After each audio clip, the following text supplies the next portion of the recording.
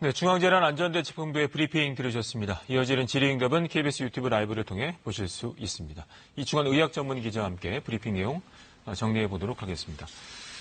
자, 김건희 차관이 여러 가지 얘기를 했습니다만 이제 부천 물류센터 관련해서 내용이 정리가 됐습니다. 오늘 중에 이제 전수검사는 일단은 완료된다면 1차 감염은 그 통제 안에 들어갈 수 있다라는 언급이 있었네요.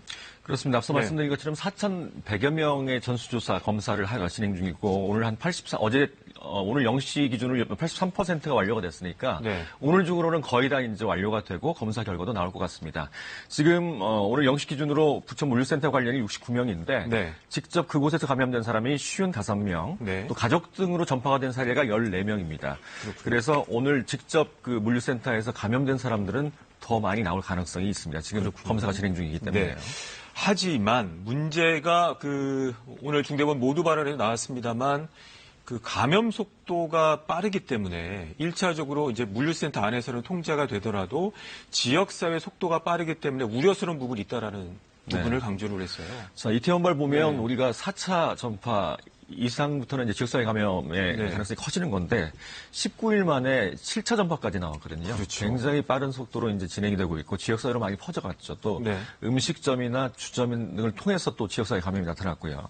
마찬가지로 이제 지금 확진자가 많이 나오고 있으니까 확진자가 일단 집에 갈 거 아닙니까? 그러면 네. 집에서 또 전파가 가능하고 가족 전파가 가능하고 또 여러 곳을 다녔을 가능성이 또 있기 때문에 맞습니다. 지역사회 감염이 나타날 가능성이 높습니다. 그래서 동선을 다 이제 확진자는 나오겠죠. 나오지 네. 않습니까? 그래서 동선이 겹칠 경우 증상 유무와 상관없이 반드시 좀 검사를 받아달라라고 당부를 했습니다. 알겠습니다.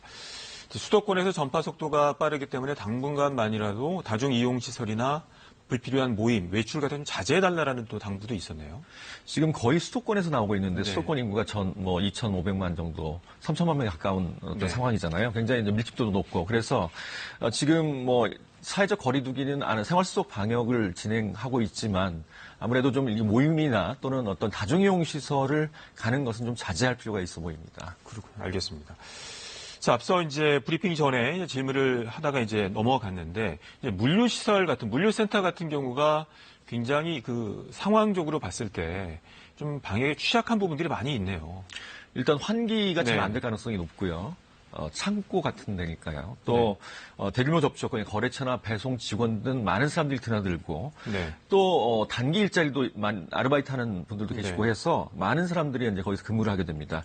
또 자가 강도가 상당히 높다고 그래요. 그래서 네. 이제 마스크를 착용하게 돼 있지만 마스크를 벗는 경우도 간간히 있고 또 여러 사람이 드나들기 때문에 구내 식당이 있는데 구내 식당이 굉장히 비좁은 경우도 있고 네. 거기서 또 대규모로 어떤 비말 접촉 등이 나타날 수 있어서 그렇군요. 또 단기 아르바이트 같은 경우는 이제 아프면 쉬기라는 네. 어떤 방역 지침을 좀 어길 가능성도 그런 부분이 있죠. 있습니다. 그래서 이제 대규모로 좀 확진자가 나올 가능성이 상당히 높은 그런 상황입니다. 네.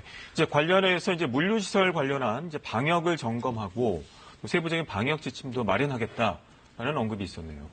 일단 정규 직원도 있지만 비정규직도 있고 단기 아르바이트도 있기 때문에 이 출입 명부 작성이 완벽하게 되지는 않은 것 같습니다. 그래서 네. 물류시설 종사자들 출입 명부를 작성을 하도록 완벽하게 작성하도록 하겠다라는 거고요. 네. 또 앞서 말씀드린 것처럼 증상이 있는 직원은 아르바이트라고 할지라도 그걸 확인해서 출근하지 않도록 반드시 조치를 하겠다 얘기를 했습니다. 앞으로 2주간은 수도권 물류시설을 이제 집중 점검을 하고요. 네. 또 물류시설에 적합한 방역 지침을 조속히 마련해서 시행하겠다라고 밝혔습니다. 알겠습니다. 자, 물류센터에서 또 이제 잠깐 근무를 했던 아르바이트를 했던 분이 이제 콜센터도 근무를 했는데 거기서도 확진자가 나왔죠. 원래 콜센터 직원인데 네. 주말에 이제 아르바이트 쿠팡 물류센터에서 아르바이트를 했습니다. 네. 이 콜센터가 굉장히 큰 곳이고요. 한 층에 한 300명 정도의 직원이 근무를 하는데 그 건물에서 1,600여 명이 또 근무를 하고 있는 상당히 큰 콜센터입니다. 그래서 1,600여 명의 그 직원들을 전수조사 하기로 했고요. 오늘도 지금 아마 검사가 진행 중인 것 같습니다. 네.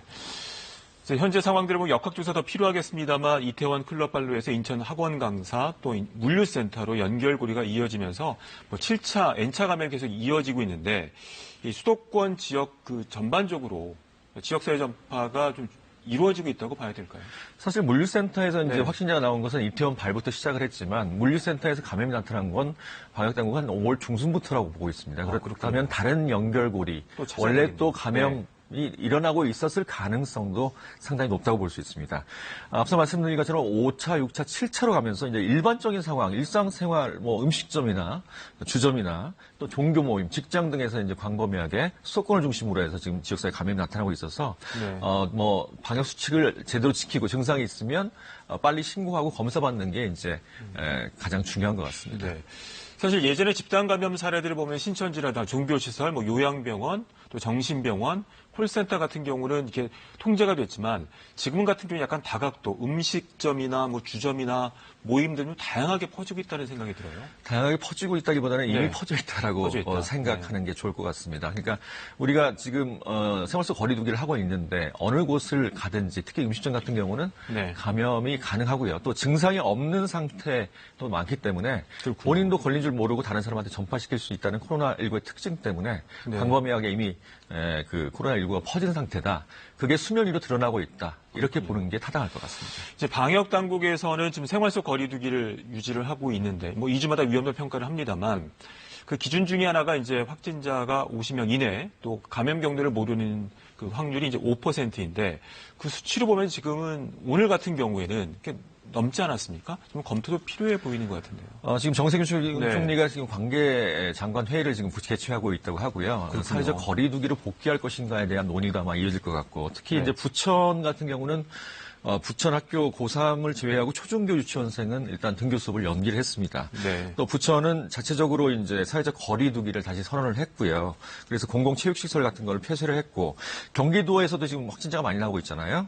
경기도도 자체적으로 사회적 거리두기를 다시 시행할 것인가를 논의하고 있는 중인 것 같습니다. 그래서 정부도 대책을 세워서 좀 평가를 진행하고 있는 것 같습니다. 네. 이제 앞서 브리핑에서도 이제 어제 2차 등교 240만 명의 학생들이 등교를 했는데 뭐 지역 감염 정도에 따라서 뭐 등교가 또 연기되는 학교도 있었습니다. 관련해서도 이 중대본 브리핑에 나왔습니다만 일단 학교와 지역 사이 연결 고리를 끊는 지금 이게 퍼져 나가고 있기 때문에 이런 부분들이 상당히 중요할 것 같아요. 일단 뭐 학교에서도 확진자가 나왔죠. 그래서 네. 이제 등교 수업이 중지된 학교가 한 560여 개 네. 학교가 되고 있고요. 또 이렇게 지역사회 감염이 광범위하게 지금 나타나고 있는 상태이기 때문에 얼마든지 학교에서 또 확진자가 나올 가능성, 학생 중에 가능성이 있습니다. 가장 중요한 것은 증상이 있으면 빨리 검사를 받아서 일단 네. 감염을 차단하는 게 중요할 것 같습니다. 네.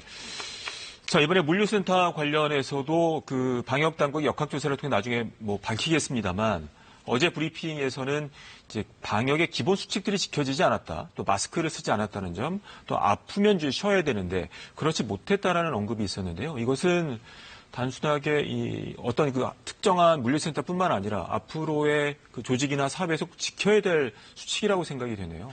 지금 언택트 시대에 가장 취약한 곳이 어떻게 보면 물류센터라고 볼 수 있습니다. 굉장히 네. 일감이 늘어나고 있는 상황이잖아요. 배송이 그렇죠. 굉장히 많아지고 아르바이트 많이 고용이 되고요. 예, 그렇습니다. 그래서 그 어떤 명부나 이런 것들 직원도 관리가 잘 안 됐을 가능성이 있고요. 네. 또 이제 뭐 아르바이트생도 많기 때문에 가끔씩 참여하기 때문에 어떤 말씀하신 그런 수칙들을 지키지 않았을 가능성이 있습니다. 그래서 물류시설 종사자에 대한 어떤 물류시설 방역 지침을 조속히 마련을 한다고 했으니까 지금 점검을 하면서 빨리 그런 어떤 지침들을 마련해서 시행에 들어가야 될 것 같습니다. 알겠습니다.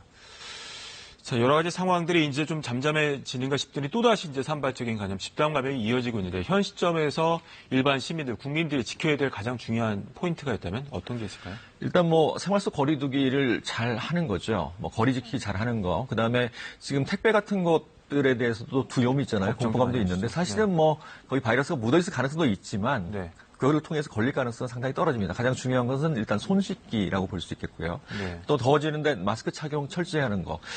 요새 보면 코를 좀 내놓는 분들이 상당히 많은 것 같아요. 좀 답답해서 네. 그런지. 그래서 서지컬 마스크라고 하는 수술용 마스크, 그것도 이제 공급을 곧 한다고 하니까 공적 마스크로 그런 것들을 좀 이용하시는 것도 좋겠습니다. 자, 그리고 또 이제 아프면은 한 3, 4일 정도 지켜보는 것도 중요할 것 같습니다. 여기까지 듣겠습니다.